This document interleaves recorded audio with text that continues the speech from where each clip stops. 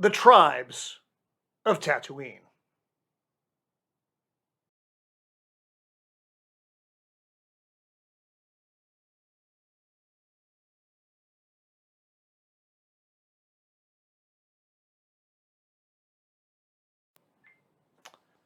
Greetings and welcome to Roman of the Empire. I'm your host, Roman. Again, this is my co-host, Wendy. Good to be And back. this week we are looking at episode 2 of the Book of Boba Fett's The Tribes of Tatooine. This was written by Jon Favreau, again, which is great because I think he has a really good instinct for Star Wars. He seems to love the material, which is good. Directed by Steph Green. So she's directed episodes of The Americans, which I don't know if you've ever seen that. That's Seen a couple. some deep-seated KGB spies in the 80s. I've gone through that entire series, and I absolutely loved it. Luke Cage, which I really enjoyed as well. Preacher, which I don't think I've ever seen. I've seen a couple. It's pretty good. Yeah, it's interesting. Is that vampires? Was it Is it not vampires? I don't think it's know. vampires, I don't know. I have literally nothing to say about I've the seen series. like one or two. But she also did HBO's Watchmen, which I was less keen on. Did not appreciate it. No. Because I loved Watchmen. I actually loved the Zack Snyder film Watchmen, the comic book of Watchmen, but I didn't appreciate the series I didn't either. Watchmen. So that's where we're going into it directorially. So this episode, again, with Tamara Morrison as Boba Fett, Ming-Na Wen as Fennec Shand. Both of them I thought were again good. You only saw her for like that much. 2 seconds. Yeah. This episode had Tusken Raiders, hover trains, and weird lizards. We've been out of the military for a while. I'd like to try one of those weird lizards. Because if we'd done it while we were in, we probably would have popped. Yeah. So this was, I think, by any degree, an odd It was definitely episode. definitely a different episode. So, like last week, we're going to do the non-spoiler, just kind of the vibes, feeling, and then we're going to shift over to the deep dive and the elements of the episode and kind of what we felt about those episodes, what we felt about those elements. So, this was different pace than the opener. I thought it was slower, which isn't bad. It's kind of it was, but it felt slower, and I didn't prefer this episode as much as I liked the opener. Yeah. Again, it just is. You're hot and cold with a lot of episodes. This one wasn't as good to me as the first one, the last one. Things I liked. The look of the show, the production, the set, the soundtrack I thought was really good. Totally on point. So these are the big ticket items which were all on point. We do the past and the present again. This time we're a lot more in the past. Definitely more in the past this time. I would say probably what 3/4 of the episode is past. definitely. Yeah, it was you're way majority in the past. And that's fine. Just it is. You're learning about Boba Fett's journey. That's okay. So Boba Fett though in the present, and we talked about this just a minute ago. I still think he lacks that killer instinct that Boba Fett has, and we're going to go into a little bit more of that in the spoiler section. But it's like I still think you're getting the pulled back version of Boba and Fennec too, because she's a freaking assassin. That's her job. That is literally her job. He's a bounty hunter. She's an assassin. There should be a lot more. Death. Yeah, there's not a lot of patience between these two, but they're showing remarkable restraint thanks to the writing. I think they both did a good job with the material, and that is like I said. But I think that I wish Jon Favreau would let them both off the leash. It wasn't a bad episode, but it wasn't because I've seen bad episodes in many shows. This was it wasn't bad. I thought it was okay. That's my impression. Because there were instances where Boba and Fennec were tolerating things that they simply would not have Otherwise. in the regular universe. Even in The Mandalorian, she was a lot less forgiving. Oh, yeah. And granted, Boba's her boss in this, but Boba wasn't such a forgiving fella. So there's still a lot of growth in this, and I understand that. I think it's the gastric juices. I really do. So what I'm hoping is in the upcoming episodes, they let them off and let them do their thing a bit more. And I really hope they let them do it. If they don't, I think it's going to be just a slow drudge of a series. Maybe. We're not there by any means. There was a lot of good stuff that went on in this episode. So this was just the kind of impressions part of this. Whether you should watch it or not, yes, of course you should watch it. If you're watching the Book of Boba Fett, you're probably going to watch the episode anyway. And again, I thought it was an okay episode. It wasn't as good as the first one. Mm-hmm. It wasn't as bad as Things I've a seen. lot of things out there. So now we're going to start going a little deeper dive. I am drinking Johnny Walker Double Black. You can sponsor us if you'd like, but you probably won't. I'm drinking tea. So at the end of the last episode, Fennec had captured an assassin, bringing him before Boba Fett to make him talk. I thought this was kind of a funny scene. It was hilarious. And it was good. It was funny, but not in the goofy. No. It wasn't in the goofy way. So they're questioning him. He doesn't want to talk because he's of whatever the freaking guild he's of. Something of the 9th or 6th, I don't know. They're deep core assassins. They don't talk. And then Fennec opens the door, drops him into the Rancor cave, and he just kind of shits himself and starts like talking. Okay. Which, okay, cool. Nobody wants to be eaten by a rancor. And he says he's from the mayor, which is what we're led to believe. The envoy did say. And then we get to the mayor's office, and this is where things for me became annoying Right. almost immediately. There's an admin guy at the desk, kind of typical desk clerk. Well, you're not on the daily planner. You're not on the list, I'm sorry. At which point, someone should have shot him. In the face. Fennec, Boba, I don't care. A standard buyer. Random stranger Anyone. should have Yeah. shot him in the face. Someone waiting in line.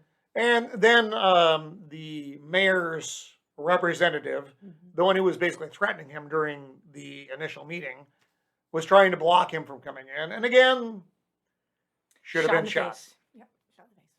So he gets in with the mayor, who is basically and I don't know what the race is called. It's the Hammerheads, Yeah, they look like hammerheads. who you saw in the original film and A New Hope, for those of you who don't know what the original film is, in the cantina.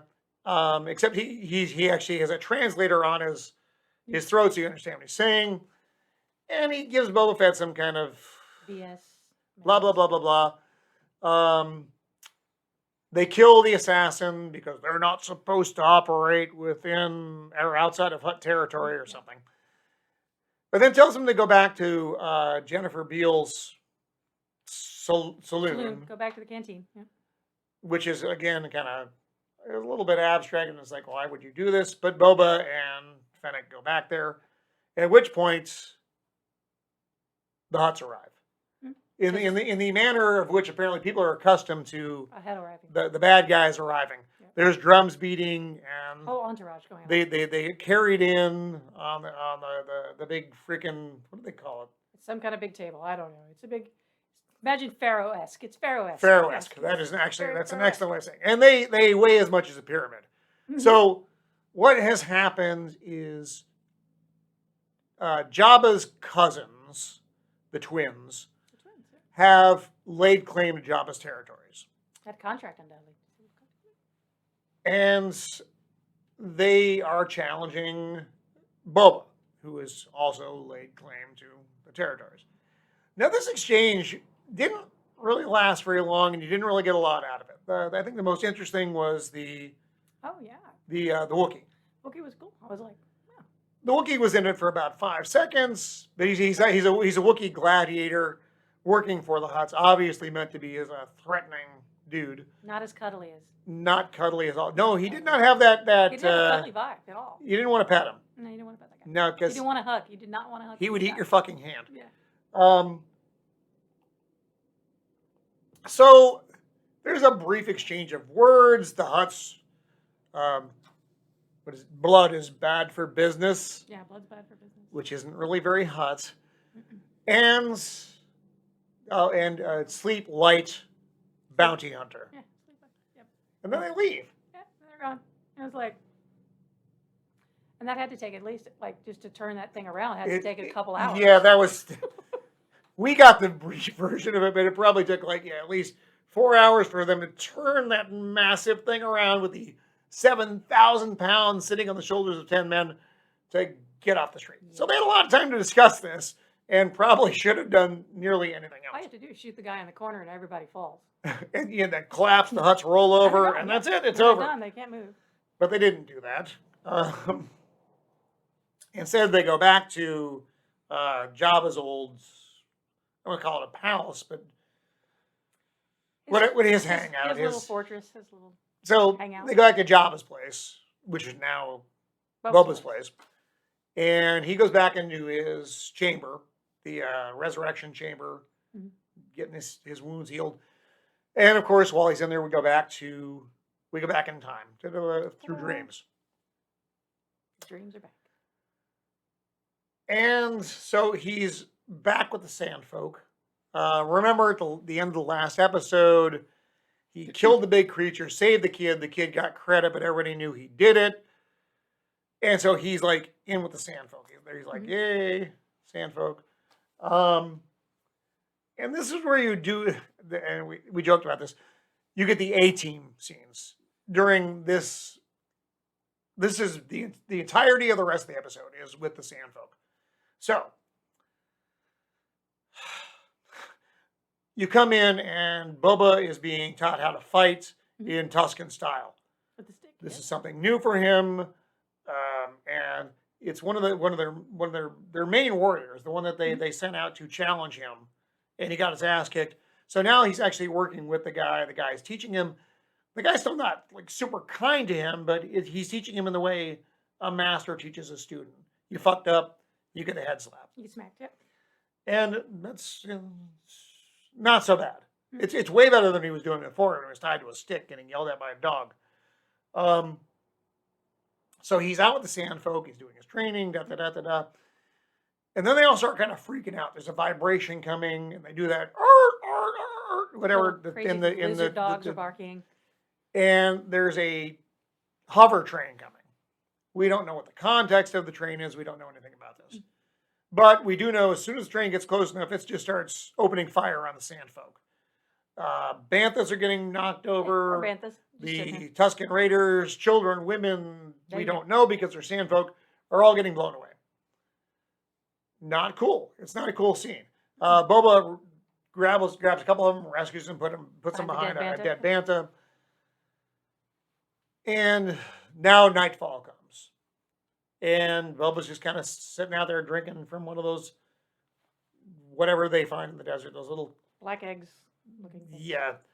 Which they drink the milk from, is what they call it, which I find disgusting, but that's fine. And he sees speeders go by in the night, in the dark. And he recognizes them as the guys who kicked the poor people's butts earlier in the last episode. In the previous episode. The little thieves. So they're raiders or thieves of some kind. They're not good guys. And Boba recognizes this because Boba is not a good guy. He's an anti-hero, but he knows the bad guy when It's he like sees their him. version of a mean biker game. Like Yes, it is a mean biker game. They're 1%ers in the Star Wars world. That's an excellent comparison. So he sees them and he conveys to the Sand Folk, he's like, give me my training stick, his weapon, a rifle, and I will find a way to stop the train. So they're like, okay, and Tusken Raider. And he wanders off into the night and he tracks down the biker gang. Because, that's kind of his job. He was a bounty hunter. He knows how to do this stuff. And I'm sure they left a trail. It shouldn't have been that hard. To a pub, cantina, bar. Your local sports bar. Establishment. You find a young couple. They're having drinks. And then these guys are in there just basically causing mischief and being dicks. Because if they weren't being dicks, the scene wouldn't pay off otherwise. So they're being dicks. Boba shows up. He kicks everybody's ass very non-ceremoniously. and takes all the speeder bikes back to the Tusken Raiders. So he's offering, he has a plan at this point, but they don't quite understand it. He's offering them to their leader. The other guys start trying to take them apart. He's like, no, don't do that. And he wants to use the bikes as a tool to make an attack run on the train. This is where the A-Team scene comes in. So, this is a both long and short part of the episode for me. It took forever for this scene to happen. There was a lot of them getting on the bikes, trying out the bikes. What I did like about it was it didn't come off as goofy. That's a goofy. Because they could have done the goofy humor with this, with them screwing up all the time and things going just badly and ha ha ha, in kind of a Benny Hill type way. Mm-hmm.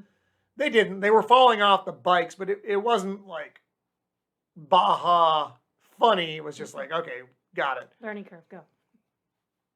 But the scene did take forever. It was a little drawn. And then, so we finally get all through this. They're able to maneuver on the bikes the way they want to. And then we fade out to back at the camp. Somebody's working on one of the bikes with a wrench or a light tool. It's all like, of a sudden they were mechs. It's like, I don't know how long this took, but I don't think it was long enough for them to learn what they actually, that's why we call it the A-Team scenes, the menagerie of all the learning you've done. It's a downfall of almost any series type of thing where you're trying to cram a learning curve into a show, but it just kind of is what it is. So now they know how to use the speeder bikes. Cool. They attack the train. I guess, I mean, there's not much of a gap between they learn how to use it and they attack the train. So they attack the train and they ride up on it and they actually take quite a few losses. It doesn't come off as like they've learned everything they needed to learn and they're like, wow, we're kicking ass on this thing. No, they get a lot of sand. People get blown up. The bikes get blown up. They attach to the train. They get shot off the train. It's very much like an old Western scene where the Native Americans were attacking the train or something like that. So, but it was good in that it wasn't an immediate win for them. That would have been stupid, and I'm glad Jon Favreau didn't write it that way. Yeah. So they do ultimately win because it's a show and they have to, otherwise it would suck. But Boba, so yeah, the robot train conductor jumps off. Boba figures out how to stop the train, and there's still a lot of people on the train. It's not a passenger train though. It's obviously a transport train.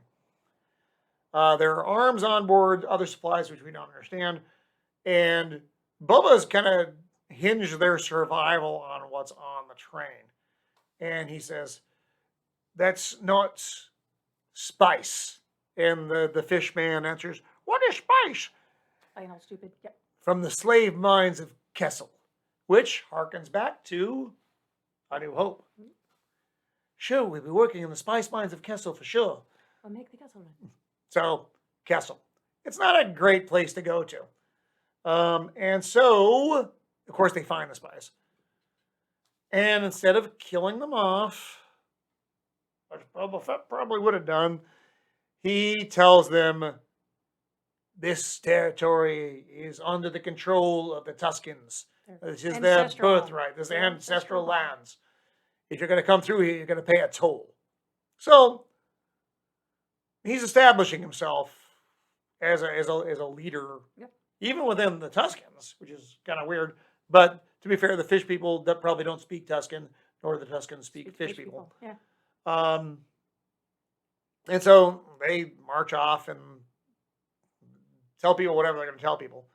But Boba comes back to the camp, and he's now welcomed. So they go into the big camp, and this is the funny scene for me. That's hilarious. I was like, they gave him a lizard. So the leader wants to give him a gift. He opens a little basket, and there's a lizard in it. And Boba's like, I'll take care of it. And the lizard immediately jumps into his nose and into his brain. Yeah. And the guy's like, it'll guide you. And Boba's like, uh-oh. And Boba's like on a peyote trip. He's tripping. It's like he just licked the lizard. It's very surreal, spinny stuff. The lizard is supposed to guide him. Apparently, it guides him to a sacred tree where they break off a branch. What does that mean? Nobody knows. But during that, he's having all kinds of visions of being inside the gastric juices again. Being inside the gastric juices of Sarlacc, and when he's a child, watching his father fly off and holding the helmet and da-da-da-da. Just a lot of the traumatic moments of his life. A lot of PTSD going on. Not good. It's not good for him. It's not good for us. It's not good for the lizard, probably. So that ends. He brings the branch back. They see him coming through the desert. The kid he saved, super excited. And he's got his branch, and the leader comes up and opens the basket. Lizard jumps out of his nose. And blew some spice or something in his basket. Immediately he feels better. Yeah. And they welcome in. It's almost like it's a rite of passage kind of thing, obviously. It's the way they become warriors, I believe. Yeah. And he goes into the big tent and he disrobes from his shabby undergarment stuff that he's been wearing for the last episode, his under armor. And they dress him essentially in Tusken garb, which is what we saw him in first in The Mandalorian. This is the same getup he was wearing at that point. So he is welcomed by the Tuskens. He's wearing their stuff. They give him a stick back. This is the second A-Team scene. He goes to, which is basically an armor or a blacksmith, except he's not quite either because they don't have a lot of machinery. But he gives them the big effing branch, and they form it into, let me find the word, Gaddarfi stick. It's the fighting stick. The fighting stick of the Tusken folk. It's an odd word, but that's the with the rounded edge, the spike on it, and then the spear end. That's what they form it into for him. So now he's one of them. And the last scene, which I do think is a very well done scene, they're doing a warrior dance.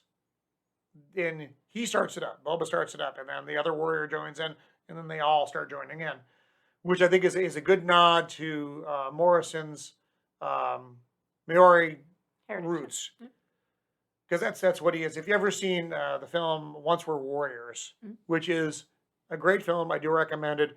It's not a very upbeat film. Take note of that, but it does show kind of what's become of these folk after years and years of being about, and that's where the episode ends. But it was a nice nod back to those roots. If you ever watch the Australian football team, the Blacks, All Blacks. Yeah, they do their dance when they come out, and this act, that's what it reminds me of watching. I'm like, oh, that's what it reminded me of. I'm like, okay, they're giving them the nod. And I thought that was cool because that's where this guy is from. So that's all right. Some people are gonna be like, oh, that's pandering bullshit. And I'm like, no, that's actually pretty good. So I may be in the minority in how I think about that, but I thought it was good. But it's me. So predictions. We're doing a bit of future sight, so you can tell me I'm wrong on this. And if you don't want to know what I think, then you should tune out at this point. So the Hutts are back in full force with whatever the Hutts are bringing with them, and we don't know what that is. For the price of one. And they're which is a little creepy. That's a lot. They're twins. It's a boy and it's a girl. I don't know if they're conjoined or if there's some Arkansas stuff happening, but I'm not sure what's happening at the moment. But it's kind of weird. It was concerning. I'm not going to lie. CPS should be called. So they're back, and I think they're probably going to kick Boba's ass with whatever forces he has working with him. And then I think the Tuskens are going to save him, come to the rescue. I may be wrong. We'll see. But that's what I think is going to happen. And again, so final thoughts. I didn't think it was bad. I thought it was okay. It was okay. I think they're just giving us a background on learning about the Tusken Raiders, like their history. I thought it was pretty cool because they're a nomadic tribe, so they're Bedouin, like Bedouins. They're nomadic. It brings back a little like Native American, indigenous people type vibe going on because they are indigenous to it when it was an ocean and not a desert. And yes, the Dune Sea. The Dune Sea. They've been around so long that the persons have adapted. So I think it gives us just like a little background. For me, I like it. Apparently, we're being attacked by the Tusken Raiders. I We're don't know if being you can hear it or attacked by not. someone outside. There's an alarm going off. So I think they're just giving us some background, and part of me, like, everybody's like, Boba Fett needs to start killing everybody. We need to attack him. But I think what it's brought it back to is it's him. Yeah. And I'm talking about it's him. And it's also like, if you look on some of the Mandalorian pages and stuff like that, everybody's like, and it's like, he's a ruthless killer, but he's not a ruthless killer. He's a bounty hunter, and they're not always ruthless killers. They're killers with a purpose. If you paid me to go kill them, I will be ruthless, and they will die. That admin guy should have died. That admin guy should have got a bullet. I wanted to shoot him while I was feeding. I wanted to put a bullet in his brain for me. But I think it's like they're, Star Wars in general, like, because Lucas is very into Zen, and he's very into yoga and Buddhism, and he's like that. So it's like his Zen moment. Like, you're watching how Boba's restraint from violence. He shows some restraint in violence when it's needed and when it's not. So, you gotta take it as just like character development, like learn a little bit more about who's the man, who's Boba the Fett, not Boba the bounty hunter. Bounty hunter. I like the bounty hunter. I do too. I mean, I like it when he kicks people's ass, but just a little more. It's just like some character. But again, so every series has those episodes, I think, which you do have to have that growth in. Mm-hmm. You can't have a lot more like this, though. Yeah, you can't, or you're going to lose interest. Otherwise, it's going to be a deep dive into I'm sleeping through this film, and I don't want to see that because the first one was really good. Mm-hmm. This wasn't bad. It was a lot of background stuff, and these are things you can't do in a movie, though.